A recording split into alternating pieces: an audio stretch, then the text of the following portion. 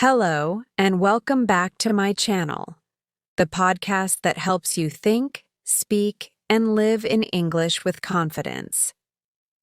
I'm your host, Jamie I, and today we're diving into one of the biggest questions I receive from English learners around the world. How can I stop translating in my head and start thinking directly in English?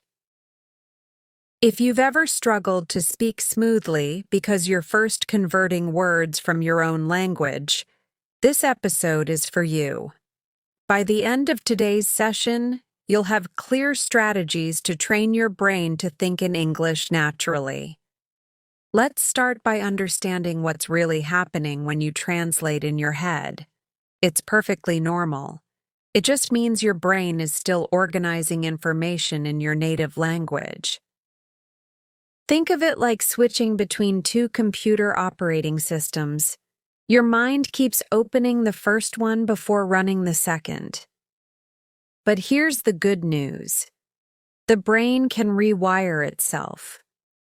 Just like you learned your first language, you can condition your mind to process English directly. To do this, we need consistent input and practice that encourages fast, intuitive responses. Create immersion, even at home. You might think immersion means living abroad, but full immersion is possible anywhere. It starts with your daily environment.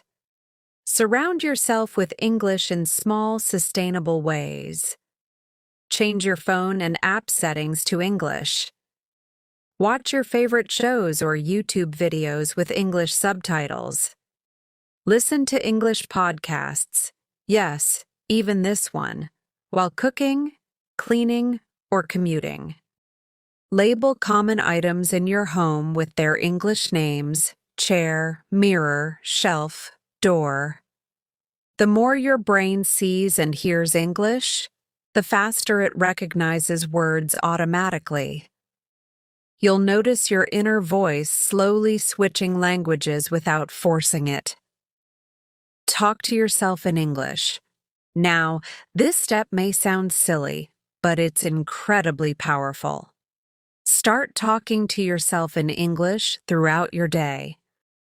Describe what you're doing. For example, I'm making coffee. The water is boiling. I need to check my email. By doing this, you transform passive knowledge into active fluency. You don't need a conversation partner for this type of mental practice. Your brain is your best training partner.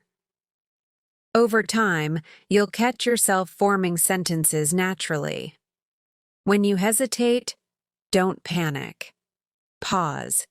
Describe the idea in a different way or use simpler words. Fluency is not about using difficult vocabulary. It's about communicating smoothly.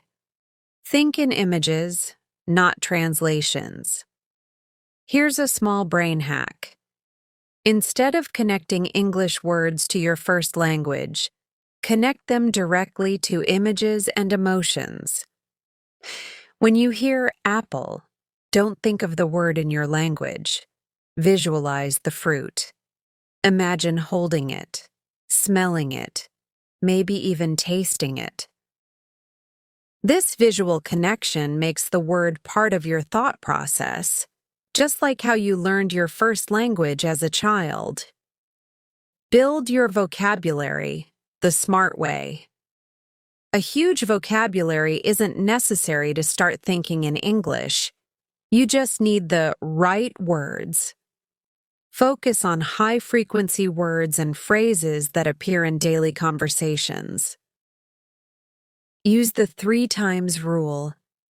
When you learn a new word, use it 3 times in different ways within the same day. For example, if you learn the word curious, say, I'm curious about that program. She's a curious person. My cat is curious. This technique helps the word stick in long-term memory. Also, use context sentences instead of isolated word lists. Instead of memorizing apple, memorize I'm eating an apple or the apple is red. That's how your brain internalizes patterns. Now, here's an advanced but very effective exercise called shadowing. Find a short audio clip by a native speaker, maybe from a movie scene, TED Talk, or podcast, and repeat everything you hear in real time. This trains your mouth, ears, and memory simultaneously. You'll start copying not only pronunciation, but rhythm, intonation, and natural phrasing. Even 5 minutes a day of shadowing will strengthen muscle memory, making spontaneous speaking easier. Another great way to reduce translation is journaling in English. Write about your day, your goals, your mood, whatever comes to mind. Don't worry about grammar mistakes. The goal isn't perfection, it's fluency. When you write freely, you force your brain to form thoughts directly in English. You can even set small challenges like, describe your morning using 5 adjectives. Write a short paragraph about what made you smile today. Over time, you'll notice your sentences becoming longer, richer, and more natural. Thinking in English fully develops when you interact with others. Find conversation partners online or in local meetups. If possible, join language exchange groups on platforms like Tandem or HelloTalk. Don't focus on grammar, focus on flow. Real conversation forces you to listen, think, and respond quickly, which breaks the translation habit faster than any other method. Let's review today's main points quickly. 1. Translation is a normal stage, but we can train our brains to skip it. 2. Immerse yourself in English daily using small, consistent habits. 3. Speak to yourself and describe your actions in English. 4. Connect words with images and experiences, not translations. 5. Practice shadowing, journaling, and real conversations regularly. Thinking in English doesn't happen overnight, but with steady effort, it becomes natural. One day, you'll realize you're speaking and understanding without any mental delay, and that's when you know you've reached true fluency. Thank you for tuning in.